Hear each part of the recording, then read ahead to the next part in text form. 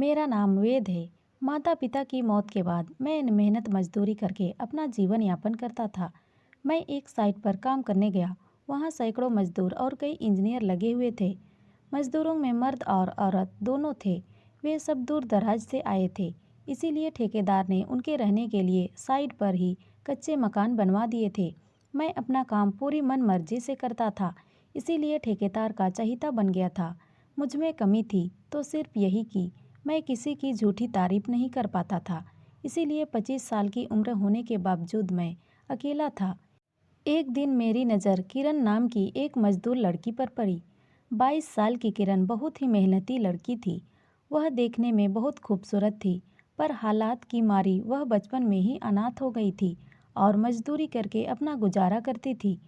किरण चरित्र की बिल्कुल साफ थी। बहुत से इंजीनियर और मजदूर उसकी भरी पूरी देह देखकर उस पर फिदा हो गए थे। कुछ लोग तो पैसे का लालच भी देते थे, पर वह जिस्म का सौदा करने के बजाय मजदूरी करना ही ठीक समझती थी। उसे मालूम था कि जिस्म का सौदा करके वह जवानी में तो ऐसो आराम की जिंदगी जी सकती है, पर उस सुख का अंत बहुत कष्टकारी होता है। मैंने किरण के बारे में सब कुछ पता लगा लिया था और मुझे अच्छे से मालूम था कि किरण को सिर्फ प्यार की ताकत से ही अपनाया जा सकता है। मैंने अपने दिल की बात ठेकेदार को बता दी, जिससे ठेकेदार मुझे उसकी जगह रहने को बोलता जहाँ किरण काम कर रही होती थी, ताकि मैं ज़्यादा से ज़्यादा समय उसके साथ बिता सकूं और एक दिन उसके दिल में अपनी जगह बना लूं। किरण का शरीर बहुत ही आकर्षक और काम वासना से भरपूर था, पर दिन भर मेहनत करने के बाद वह रात को गहरी नींद में सो जाती थी। अकेले रहते हुए भी तन्हाई उससे कोसों दूर थी। इधर मेरे सिर पर प्यार का भूत सवार था, इसीलिए मैं दिन भर काम करता। शरीर मेरा भी थका रहता था, पर रात की तन्हाई मुझे काट खाने को दौड़ती थी, क्योंकि मैंने अपनी आंखों में किरण को पाने का ख्वाब जो सजा रखा था। एक दिन मैंने किरण की तरफ देखा, पर जब किरण मेरी ओर देखने लगी तो मैंने नज़रें घुमा ली। पर धीरे धीरे किरण समझ गई कि मैं उससे प्यार करता हूँ, क्योंकि यह लड़कियों का स्वभाव होता है कि वे मर्द की पहली नज़र देखकर ही भाप लेती हैं कि सामने वाला उससे क्या चाहता है। मेरा ज़मीर इस बात की गवाही नहीं दे रहा था कि मैं सामने से अपने दिल की बात किरण से कह दूं।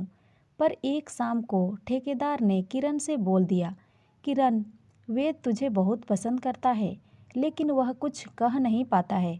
तुम दोनों की जोड़ी बहुत अच्छी जमेगी। क्या ख्याल है तुम्हारा वेद के बारे में? इतना सुनकर किरण शर्माते हुए वहाँ से चली गई। ठेकेदार समझ गया कि किरण के दिल में भी मेरे लिए प्रेम है, नहीं तो वह उसकी बातों का बुरा मान गई होती। अब किरण मेरे चाल चलन पर ध्यान देने लगी।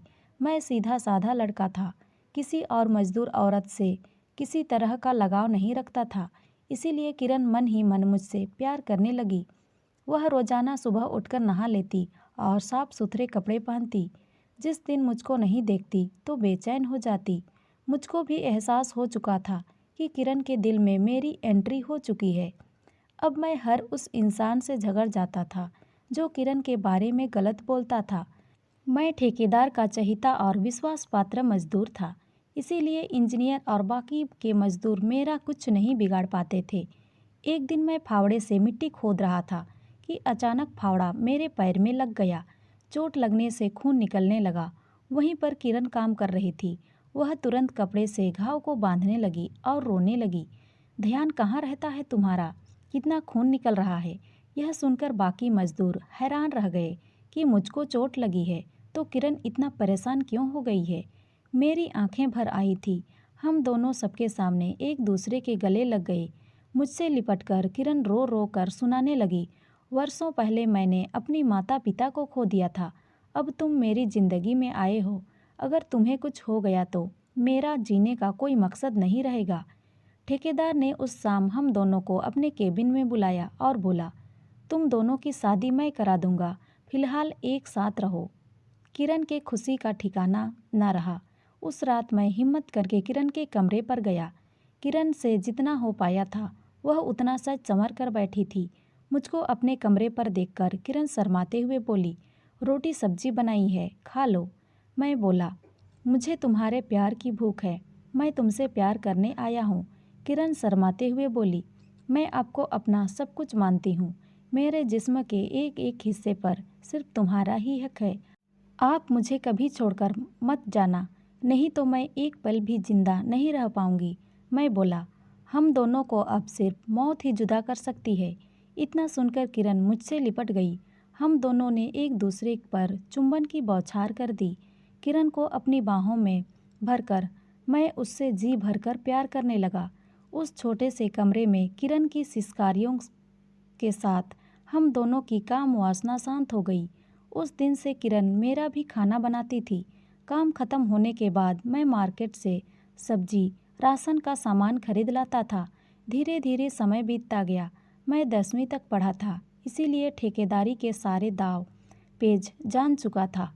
अब किरण मजदूरी नहीं करती थी। वह मेरे साथ साइड पर रहती और औरत मजदूरों को देख रेख करती थी। धीरे धीरे हमने एक अलग घर ले लिया था। अब मैं ठेकेदार का सारा काम देखने लग गया। ठेकेदार मुझे उसके बदले अच्छी पगार देने लगा। अब किरण घर पर ही रहती थी। एक बार साइट पर मेरी मुलाकात रिंकी नाम की एक इंजीनियर से हुई। रिंकी मेरा व्यवहार और पर्सनालिटी देखकर आकर्षित हो गई। मैं भी रिंकी की खूबसूरती और इंग्लिश बोलने की कला देखकर उस पर फिदा हो गया। धीरे धीरे मैं किरण को भूलकर रिंकी के प्रेम जाल में फंस गया। हम दोनों एक दूसरे के साथ घूमने लगे। मैं दो दो दिन तक घर नहीं जाता था। किरण के फ़ोन करने पर साइड पर होने का बहाना बनाता, लेकिन हकीकत में मैं रिंकी के साथ होटल में गुलछर्रे उड़ा रहा होता था। एक रात जब मैं घर नहीं गया तो किरण साइट पर गई। वहाँ मजदूरों से पता चला कि मैं रिंकी मैडम के साथ गाड़ी में बैठकर शाम को ही चला गया था। किरण को बहुत दुख हुआ। उस रात उसे नींद नहीं आई। सुबह होते ही वह साइड पर आई और मुझसे लिपटकर रोने लगी। वह बोली, वेद, मेरे साथ ऐसा मत करो। तुम्हारे अलावा इस दुनिया में कोई नहीं है मेरा। इस बात पर मैंने उसे कुछ पैसे देकर बोला, घर जाओ, आज शाम को आऊँगा रिंकी को लेकर। ज़्यादा चिंता मत करना, उसके आने से मुझे बहुत फ़ायदा हुआ है, नुकसान नहीं। किरण बोली, अगर आज शाम को नहीं आओगे तो मुझसे बुरा कोई नहीं होगा, सोच लेना। इधर रिंकी को जब पता चला कि साइड पर किरण आई थी तो वह मुझसे नाराज़गी जाहिर करते हुए बोली, उससे इतना सिर मत चढ़ाओ। और आज शाम को घर जाने के लिए क्या बोले हो? आज शाम को हमने फिल्म देखने का प्लान बनाया है ना। मैं रिंकी को खोना नहीं चाहता था, इसीलिए मैं रात को घर नहीं गया और रिंकी के साथ फिल्म देखने चला गया। इस बात को किरण ने दिल पर ले लिया। अब वह समझ गई थी कि मैं उसकी ज़िंदगी में कभी वापस नहीं आऊँगा। इसीलिए जिद में आकर उसने पंखे से लटककर अपनी जान दे दी। सुबह मैं जब घर गया तो किरण को पंखे से लटकता देखकर मेरा सिर चकरा गया। मैं तुरंत बेहोश होकर ज़मीन पर गिर पड़ा और चिल्ला चिल्ला कर रोने लगा। किरण इतना बड़ा कदम उठा लेगी, मैंने शायद सपने में भी नहीं सोचा था। किरण सही बोलती थी कि मेरे बिना उसका इस दुनिया में कोई नहीं है। उसकी मौत का जिम्मेदार मैं था। झूठ प्यार के चक्कर में मैंने अपना सच्चा प्यार और बसा बसाया घर परिवार खो दिया था।